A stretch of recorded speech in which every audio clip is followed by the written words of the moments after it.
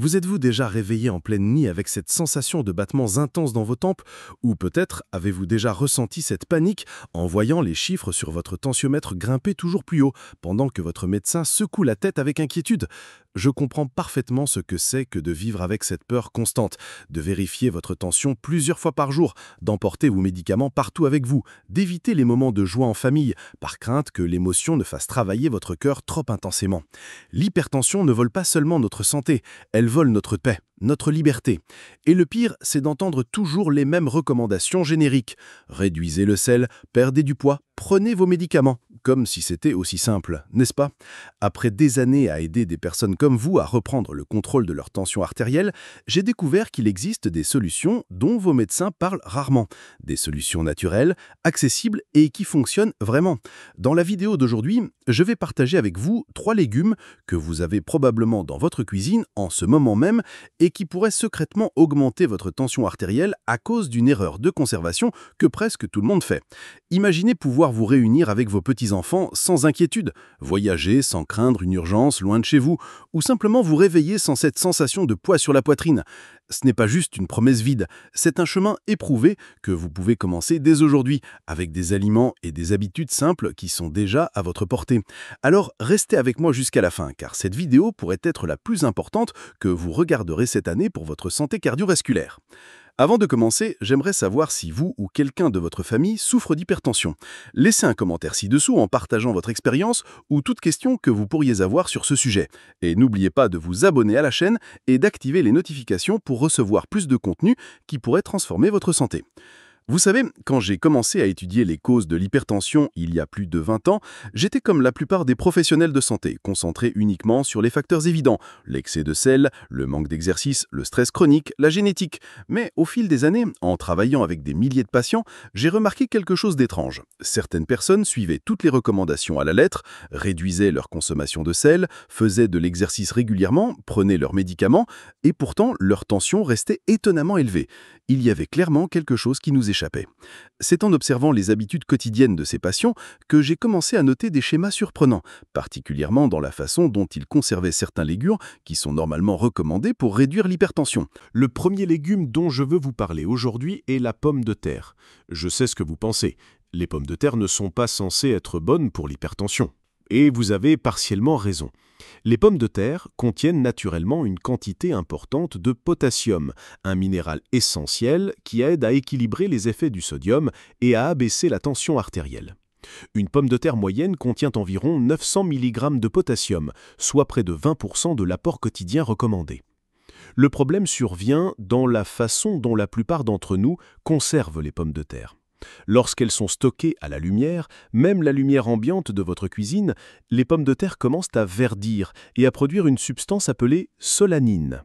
Cette solanine n'est pas seulement toxique à forte dose, mais des recherches récentes suggèrent qu'elle peut provoquer une inflammation dans le corps, ce qui est directement lié à une augmentation de la tension artérielle. Dans une étude menée auprès de patients hypertendus, ceux qui consommaient régulièrement des pommes de terre ayant commencé à verdir présentaient des pics de tension systolique pouvant atteindre 15 points de plus que ceux qui consommaient des pommes de terre correctement stockées. C'est énorme quand on pense aux efforts que nous faisons pour baisser notre tension de quelques points seulement. La solution est simple, conservez toujours vos pommes de terre dans un endroit frais, sec et surtout sombre. Un sac à papier dans un placard fermé est idéal.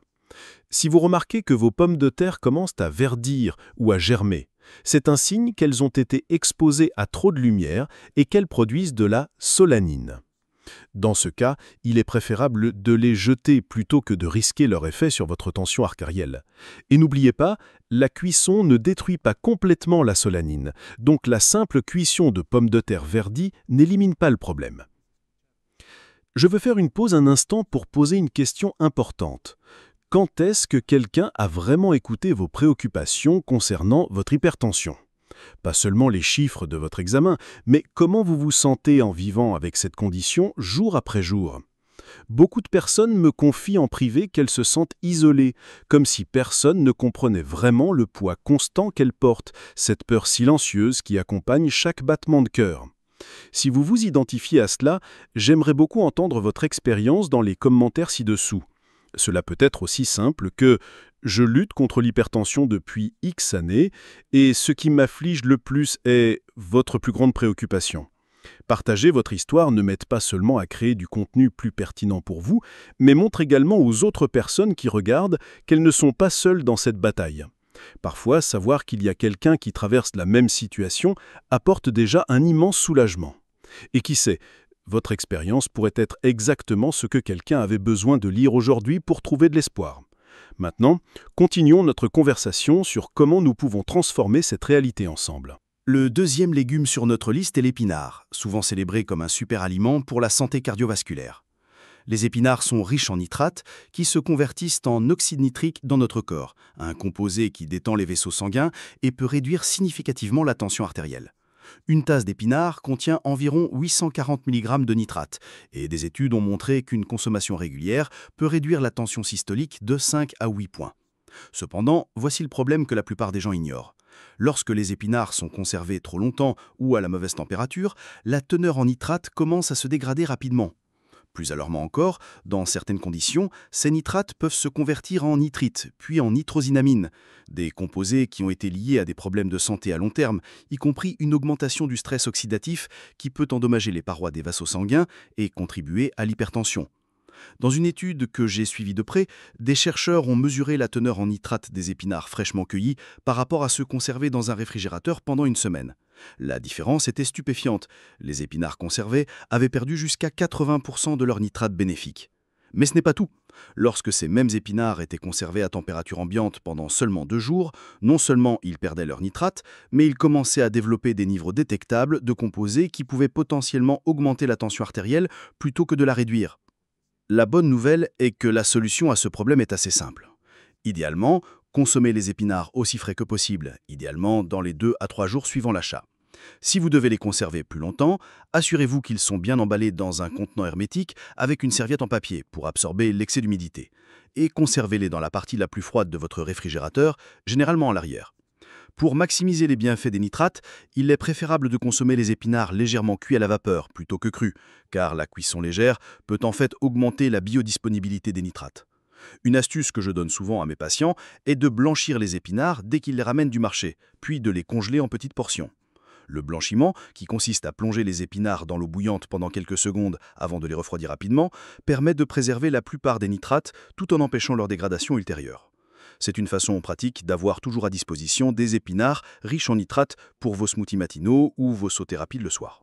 Maintenant, parlons du troisième légume sur notre liste, celui qui surprend souvent mes patients, la betterave.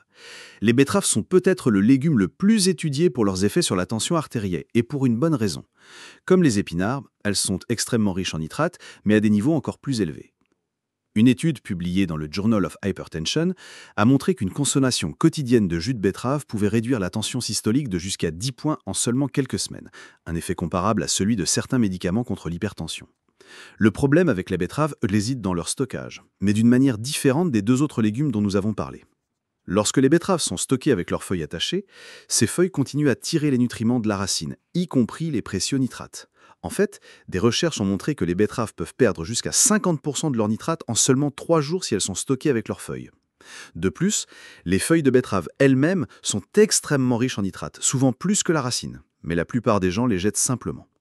Un autre problème courant est que beaucoup de personnes achètent des betteraves pré-cuites et emballées sous vide par commodité. Bien que cela puisse sembler être une bonne option, le processus de cuisson industrielle et l'exposition à l'air même minimale pendant l'emballage peuvent réduire considérablement la teneur en nitrate. Une étude comparative a montré que les betteraves fraîches correctement stockées contenaient jusqu'à 3 fois plus de nitrate que leurs homologues pré-cuites et emballées sous vide. Pour tirer le maximum de bénéfices des betteraves pour votre tension artérielle, voici ce que je recommande. Achetez toujours des betteraves avec leurs feuilles si possible, mais dès que vous rentrez chez vous, coupez les feuilles en laissant environ 2 cm de tige. Ne jetez pas les feuilles. Elles sont délicieuses sautées comme des épinards et contiennent même plus de nitrate que les racines. Conservez les racines et les feuilles séparément dans le réfrigérateur, les feuilles enveloppées dans sa torchon humide, et utilisez-les dans les 2 jours, tandis que les racines peuvent être conservées jusqu'à 2 semaines dans le bac à légumes. Pour maximiser l'effet des betteraves pour votre tension artérielle, essayez de les consommer crues quand c'est possible, râpées dans des salades ou en jus. Si vous préférez les cuire, la cuisson à la vapeur est préférable à la buisson car l'eau de cuisson emporte une grande partie des nitrates solubles. Si vous les faites bouillir, envisagez d'utiliser l'eau de cuisson dans des soupes ou des sauces pour ne pas perdre ces précieux composés. Un point important à noter. L'effet des betteraves sur la tension artérielle est temporaire, culminant environ 2 à 3 heures après la consommation et diminuant après 12 à 24 heures. C'est pourquoi une consommation régulière est cruciale pour maintenir les bénéfices. Pour mes patients souffrant d'hypertension, je recommande souvent d'inclure environ 100 g de betterave dans leur alimentation quotidienne, soit environ une betterave moyenne. Maintenant que nous avons discuté de ces 3 légumes cruciaux et de la façon dont leur mauvaise conservation peut affecter votre tension artérielle, j'aimerais parler d'une synergie étonnante que j'ai observée chez mes patients qui ont réussi à contrôler naturellement leur hypertension. C'est quelque chose que les études individuelles sur ces aliments ne capturent pas toujours, mais que j'ai vu fonctionner encore et encore dans ma pratique clinique. Lorsque vous combinez ces 3 légumes, correctement conservés bien sûr, dans un régime riche en autres aliments anti-hypertenseurs, comme les baies, les agrumes, les noix et les graines de lin, quelque chose de remarquable se produit. Leurs effets ne s'additionnent pas simplement, ils se multiplient. C'est ce que les scientifiques appellent un effet synergique. Par exemple, les antioxydants présents dans les betteraves aident à protéger l'oxyde nitrique produit par les nitrates des épinards, le rendant plus efficace plus longtemps. Pendant ce temps, le potassium des pommes de terre travaille à un niveau cellulaire différent pour équilibrer les électrolytes et relaxer les muscles des vaisseaux sanguins. J'ai vu des patients qui, en intégrant simplement ces 3 légumes correctement conservés et préparés dans leur alimentation quotidienne, ont pu réduire leur tension systolique de 20 points ou plus en l'espace d'1 mois, parfois en permettant à leur médecin de réduire leur médication. Bien sûr, chaque personne est différente et je ne suggère jamais de modifier ou arrêter un traitement médical sans consulter un professionnel de santé. Mais ces résultats montrent le pouvoir incroyable que notre alimentation peut avoir sur notre santé cardiovasculaire. Un aspect souvent négligé lorsqu'on parle d'alimentation et d'hypertension est la cohérence. Il ne suffit pas de manger correctement pendant quelques jours ou même quelques semaines. Les effets les plus profonds et durables viennent d'un changement permanent dans vos habitudes alimentaires. C'est pourquoi je me concentre tant sur des solutions pratiques et durables avec mes patients, des changements qu'ils peuvent réellement maintenir dans leur vie quotidienne occupée. Une approche qui a particulièrement bien fonctionné est ce que j'appelle la méthode des petits pas. Au lieu de demander à mes patients de révolutionner complètement leur régime alimentaire du jour au lendemain, ce qui est rarement durable, nous commençons par de petits changements significatifs. Par exemple, la première semaine, ils pourraient simplement apprendre à stocker correctement leurs pommes de terre. La semaine suivante, nous ajoutons des épinards frais à leur alimentation 3 fois par semaine. La semaine d'après, nous introduisons les betteraves, peut-être sous forme de jus pour commencer si le goût est trop prononcé pour eux. Cette approche progressive permet plusieurs choses importantes. D'abord, elle ne submerge pas la personne avec trop de changements à la fois. Deuxièmement, elle permet d'observer clairement l'effet de chaque changement sur les niveaux de tension artérielle. Et troisièmement, elle construit un sentiment de succès et de confiance à chaque étape, ce qui est crucial pour la motivation à long terme. Il y a aussi la question du goût et de la préparation. Même les aliments les plus sains ne vous aideront pas s'ils restent dans votre réfrigérateur parce que vous n'aimez pas leur goût ou que vous ne savez pas comment les préparer. C'est pourquoi j'ai développé, avec l'aide d'un chef, ce que j'appelle la technique des 3 saveurs. Pour chaque légume bénéfique pour la tension artérielle, nous créons 3 préparations différentes adaptées à différents palais et niveaux de compétences culinaires.